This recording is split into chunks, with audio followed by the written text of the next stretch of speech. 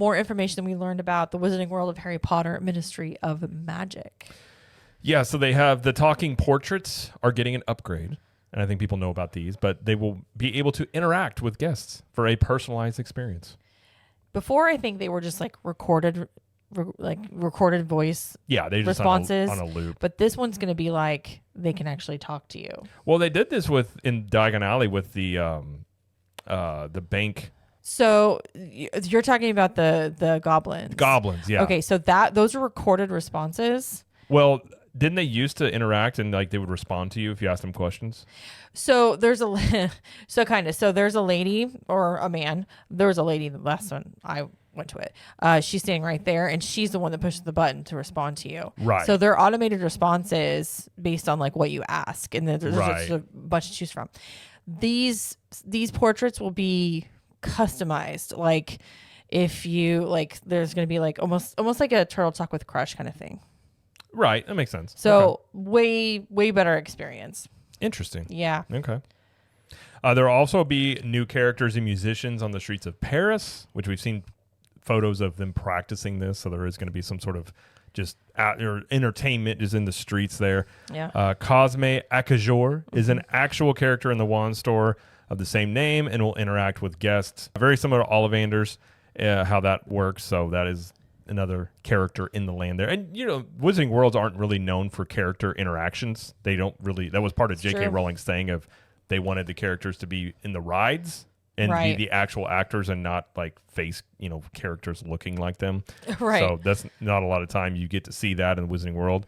And then Le Cirque Arcanu, I think is how you say that, will have acrobat, puppetry, and magic as part of the show.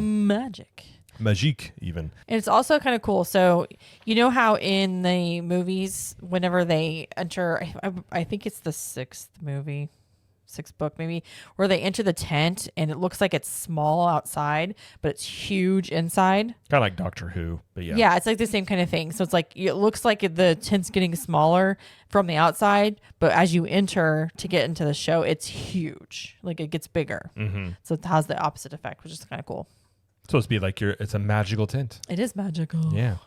We also know, we talked about this one before, Higgledy, which is Dolores Umbridge's house elf, appears in the Battle of the Ministry, will be animatronic. That one they've talked about before. And then they came out with more of a description for the flue system. So when you go into the Battle of the Ministry, you actually will go into one of these fireplaces, like in the movies, to get into the line. But they said, quote, "There are fireplaces in a line, and you are sent through the flue and experience a burst." Says we'll just call it green smoke for now. Then you step through a bit of a tunnel, have that experience again, and you are transported to the Ministry. Green smoke. I'm very curious how they pull off this effect. Yeah. Smoke, and then it's because again, it's supposed to. If you've ever seen the movies, how they transport in that flue system, how that is. It's gonna have to move pretty quick. Yeah. It's not going to take a long time because you're going to have a lot of people going in there. But I do like that even detail. Instead of just getting in a line, you are actually being transported because the land is in the 1920s and Battle of the Ministry takes place in the 90s. Right. So there is the use. There's a time turner on the portal itself. So there's some time travel in here, which it's awesome. Jamie either likes or hates. Like it if it's done well. You are a time traveler stickler. I am. But yeah. I am. So that's the whole idea. I wonder if that's going to be confusing for people. Because again, you're in 1920s Paris, and then the ride is it's a completely different time period. It's confusing for me. So yes.